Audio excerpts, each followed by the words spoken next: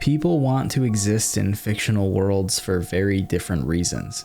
Escapism can come in many forms when you have a role to play in its direction. Ghost of Tsushima had a design philosophy that, from the intro of the game, insisted its players be consumed by immersion. It's an open world that pre-launch felt unassuming, a clear next step for Suckerpunch that felt no less risky. It's no secret that open worlds are hard to execute with meaning. It's becoming more clear as time passes that the most important aspect of this genre are its landscapes. Once time passes again and reflection is had, it's often the views and locations in between the combat and objectives that are most memorable. Intense combat encounters will always stick with you, but they are nothing without the backdrop they take place in. The characters and their actions are only as believable as the world they exist in. If you can't believe in that, then there is nothing. Japan's landscapes are incredibly diverse, which acts as a brilliant baseline to tell a story in. And when nature is the most instrumental piece of an open world's draw, those different environments are what keeps each visit feeling meaningful. Hokkaido, once Ezo as represented in Ghost of Yotei, is considered a subarctic region, meaning it has short summers and long cold winters, which is of course responsible for the large amount of diversity in its environment. Wetlands, lakes, rivers, volcanoes, and hot springs are all that make up a great location to tell a revenge story. Meanwhile, in the southernmost parts of Japan, Okinawa, or once Ryukyu as it would be represented when Ghost of Yotei takes place, is a tropical region. All to say, the Ghost series could truly exist for very many entries before it would run out of differing landscapes to take place in. The reveal of how Ghost of Yotei's world is to work is a reminder of how important it is that this series is an anthology. Selling a singular character going to all corners of Japan during Jin's time to specifically end up in conflict would be a disservice. Suckerpunch gained so much respect from their Japanese audiences for their detailed approach in understanding their culture and representing it as accurately as they could. Continuing to follow new protagonists that have history in the regions they take place in makes for far better storytelling. One thing Suckerpunch was better than most at on their first attempt was identifiable points of interest. In very high-fidelity games, it can often become a chore deciding where you want to go next due to placement of locations. Games can look beautiful, but if there isn't design in place to make sure you can see the forest through the trees, your exploration doesn't feel quite as grand. It's in this key area where Ghost of Tsushima excelled despite having one of the most detailed art directions in the industry. They took care to figure this problem out. No matter where you were in the world, you could spot something in the distance that stood out, looked compelling, and wasn't presented to you in compromise to the art, in addition to not having to open a map to spot it. One of the reasons Ghost of Yotei's state of play was highly anticipated was to find out how they would attempt to evolve something that started in such a strong place. The answer seems to be trying to take their formula for immersion very far. Suckerpunch bases their state of play around the promise of player freedom and being able to drive the experience at whatever speed you like. It feels far more lifelike when an open world game is willing to put such vast stretches of land on the map that are clearly meant to exist for realism and immersion rather than to fill with content. It can exude a sense of confidence when developers include vastness like this. These types of landscapes exist, but need to be placed very carefully if they are designed at this scale. They can just as easily expose poor game design as much as it can greatly enhance design that is masterful. Ghost has an art style that makes it hard for any area on the map to feel like dead air. Sometimes riding into a new area can feel like content just because there's something worth staring at until you get to your next location. Games like Breath of the Wild and Red Dead Redemption have been the textbook examples of how best to include space like this. There are huge areas of grasslands and plains in both where there may be small amounts of content, but they also act as playgrounds for dynamic events. Upon entering them from a more crowded area, it feels like you're coming out from underwater. You get a chance to breathe. An open area like this can function the same way that standing at a high peak can. You get an opportunity to check your surroundings from all angles and decide what piece of the distance compels you the most. It's in this where you can begin to see where Suckerpunch wants to keep you out of the menus as often as they can. Atsu has a spyglass in Ghost of Yotei that functions very similarly to Link's in Breath of the Wild. From any location on the map, you can place any piece of geometry in its crosshairs and mark it. This made exploring Hyrule seamless and gave context as to why its map didn't need to have markers for things until you found them on your own. The world was designed with compelling visibility from all angles.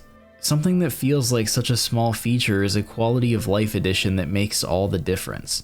Where Ghost of Yotei finds a way to make this feature its own is the way it functions hand in hand with other features of the game. In Tsushima, you would often open the map to pick your objective and not have to re-engage until that same task was complete. Having control of the guiding wind kept you in the moment as often as possible. In Yotei, the spyglass allows you an in-world way to choose your next destination without consultation of its in-game menus. Once it's chosen, the wind will yet again guide you. Time not spent staring at a map full of question marks is time well spent. Another feature that seems small but may possess more depth and practice is how Yotei fills these open spaces with flower beds. Flower beds that now come with more utility than just being a jaw-dropping view. Riding within them now gives a boost of speed while on horseback that makes traversing large spaces a bit more brisk. Looking at the way they are placed so far in open fields begs the question of if these will be used for some kind of horse racing activity. In Red Dead Redemption, being on roads would always come with a boost of speed compared to going off the beaten path. So in horse races, there was a strategy to be found in identifying areas of the path where it was worth taking a loss of speed in order to cut corners. Flower beds can grow in far more interesting and unpredictable patterns that could allow for unique racetracks that aren't really racetracks at all, just nature existing. A very interesting way to provide some form of travel stimulation that you don't even need to be in a race to utilize. Having pathing to consider as you get from point A to point B in addition to the views only makes for a more interesting moment to moment. Something almost reminiscent of the momentum-based gameplay of that game company's Flower. Just fun and peace. Ghost of Yotei has a desire to bring the content to you as a means to streamline focus. Their card system is their answer. As you travel around, you will have the opportunity to draw cards that come with an idea of what content will come with what choice.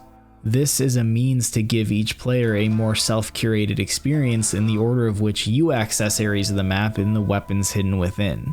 This ideally in practice will remove the need yet again for an overwhelming experience in the in-game menus. Assassin's Creed's attempt at a solution to this is a system in which they give you far too much content to tackle all at once. Seeing the entire game's set of assassination targets and missions on one screen doesn't give a sense of freedom. It makes all progression feel diluted. With so many targets available all at the same time, it lessens any feeling of importance the main targets are meant to have. Ghost of Yotei seems to have a desire to correct a lot of the standout issues taking place in games adjacent to theirs. It's being sold as a game that offers solutions. Infinite choice isn't at a base level a good feature the same way offering an open world doesn't always mean a game comes with more value. In most cases, it doesn't. The game's content coming to you fixes a lot of small issues that would otherwise make you let out a sigh before embarking on your next task. The way Yotei allows you to keep track of allies is one that makes a menu worth visiting. In open world games, there comes a level of FOMO if you want to see everything it has to offer. Progressing the main scenario can often make you miss something as little as a conversation or as big as an entire questline. Having a dynamic menu of all allies that is updated throughout your progression avoids all worry. It's essentially a dynamic quest log that only activates and fills as often as you choose to engage with it. If someone wants to see you, you'll know. Whether it's by visiting this menu or even better, them visiting you while you're doing something completely different. Tsushima had not much to offer in the way of dynamic world events with the game's cast. Being able to camp and have your allies show up to have a meal or word with you assists in the illusion that while you're on your quest for vengeance, they're not just waiting for you. They are living their own lives, and it will often make sense for your paths to intersect. Ghost of Yotei's new modes that allow alternate perspectives are the full circle feature of a game that wants to offer you the freedom to play how you want.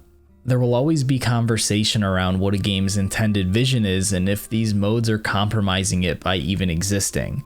There is a deep level of respect for these filmmakers in Japan, and these types of features go a long way in continuing important cultural acknowledgement. Kurosawa mode in Tsushima was done brilliantly. Using that as a baseline of expectation bodes well for the additional modes in Yotei. The same way choosing your combat style and choices can differ person to person is mirrored in the ability to choose from additional director modes. Ghost of Yotei has the makings of a game that looks to reject open world fatigue. While there is far more to learn before launch, there is no doubt their efforts are directed in the assisting of finding solutions to add to a genre that can come with so much choice paralysis. And it's a shame there aren't more studios trying just that.